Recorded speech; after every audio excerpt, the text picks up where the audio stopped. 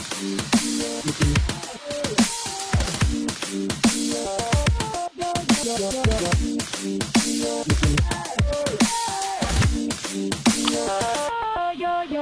morning people, and welcome to the Murderkins Gaming channel. New channel that I've just created, and I'd like to share some of my gaming experiences with you and post some guides maybe later on. But at the moment I'd like to show you this new game that I've just got into. It's called Magic the Gathering. It's a card game. It is really awesome to play. I've just made a deck. I've versed a few people with it. I haven't lost with it yet, so it's a pretty good deck. I'm not sure, like I haven't played enough to be able to tell you it's a brilliant deck, but it's not bad for me being able to beat people that have played the game for quite some time, and I just start playing and I win. So here we go, I'll start showing you it. Now this card here, it's called Royal Assassin. This card is able to destroy a tapped creature. Now I love this card because of where is it? This card here. It's called Crown of the Empires. Crown of the Empires, what that does is it taps a target creature. You gain control of that creature instead if you control the artifacts named Scepter of the Empires, Throne of the Empires, which I do have, which is also, these two artifacts are pretty good. What this one does is it deals 1 damage to the targeted player, and it deals 3 damage to the targeted player instead if you control the Crown of the Empires, which is that one, and Throne of the Empires, which is that one. And what the Throne of the Empires does is it puts a white token on here. It has 1/1 stat. When you have all of these 3 cards up, the Throne of the Empire has now 5 whole tokens on it with a 1/1 stat. So it's a pretty good combo, those 4 cards. Those first 4 cards that I just showed you. Well, that's what I like about this deck. It's got a few combos in there that I like to work with. This creature here, he's flying. I just have him in my deck because I don't really have enough creatures. I've got actually 2 more, a Scepter and another Empires, so I have more chance of drawing. I've just got a few lands here, so I'll get through them. Now this zombie here, he is awesome. He's just in my deck just for no reason whatsoever, to be honest. He's just there because I don't have enough cards. Same with this card, Reassembling Skeleton. He's alright. What he does is he returns to the battlefield tapped if he's destroyed, if you pay 1 swamp and 1 other land. Well, it could be a swamp if you wanted it to be. Another filler, which has lifelink, so it's alright. Another filler.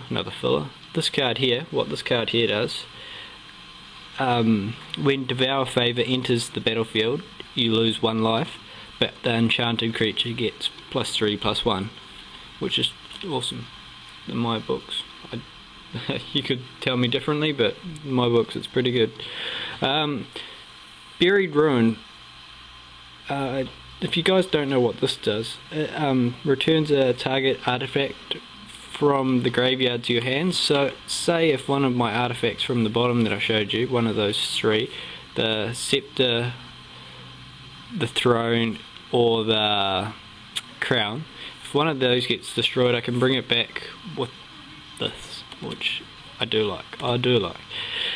This card here allows me to search my library for any card in my deck, and then I have to shuffle, of course, but I do like that, as in then I can bring forth my combo cards, which I do call those 4 cards that I showed you at the start. Master Thief. When Master Thief enters the battlefield, you gain control of the artifact for as long as you control Master Thief.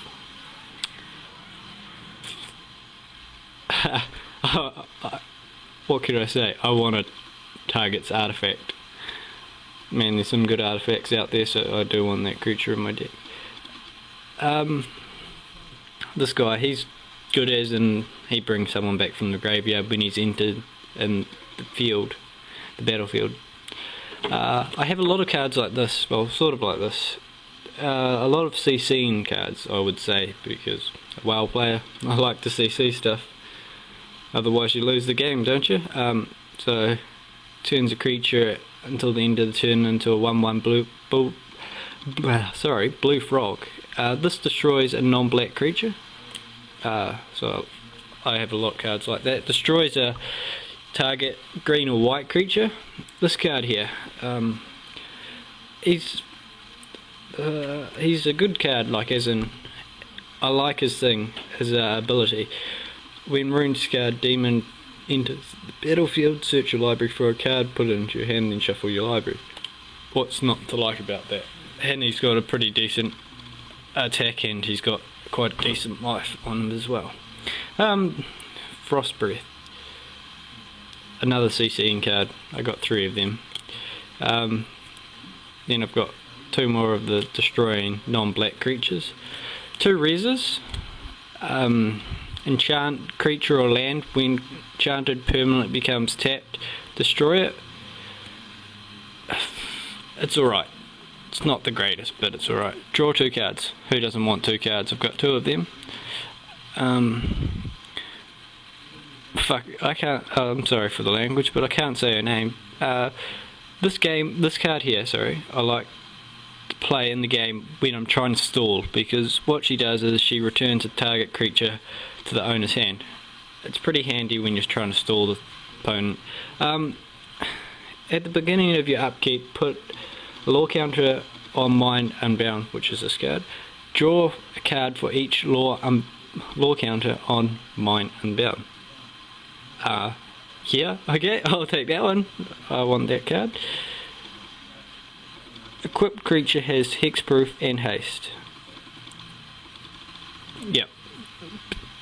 What can I say? It's a worthwhile card. Now this card here, I don't know if a lot of people like it, but I certainly do, because I go through my cards quite fast, and I like to discard my opponent's hand so I can replace it. Because what this card does is it discards both of our hands. If I don't have anything in my hand and my opponent has 7 cards, I'll pick up 7 cards, because I pick up the most, so where does it say, sorry, then draw cards equal to the greatest number of cards the player discarded this way. Cards a player discarded this way, sorry. So yeah, pretty decent card. Sorin Thirst, I just have it in my deck. It's good. It deals 2 damage to a target creature, then you gain 2 life. Who doesn't want that?